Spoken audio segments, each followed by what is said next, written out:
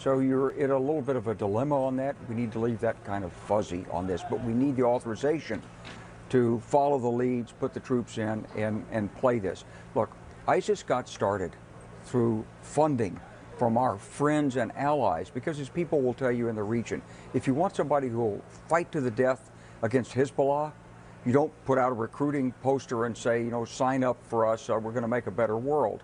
You go after zealots, and you go after these religious fundamentalists. That's who fights Hezbollah. But General, I'm hearing you on... It's like a Frankenstein. I'm hearing you on keeping Syria fuzzy, but I mean, they've been very clear in wanting to destroy and dismantle ISIS, so that's not fuzzy to me at all. The question would be, if they wipe out ISIS in Syria, which is the goal, then what with Bashar al-Assad? Yeah. There has to be a plan for that phase. Well, some things you can't exactly plan that clearly because you're dealing in the realm of politics. So part of it is, can you get the Russians to withdraw their support from Bashar al-Assad? How would you do that?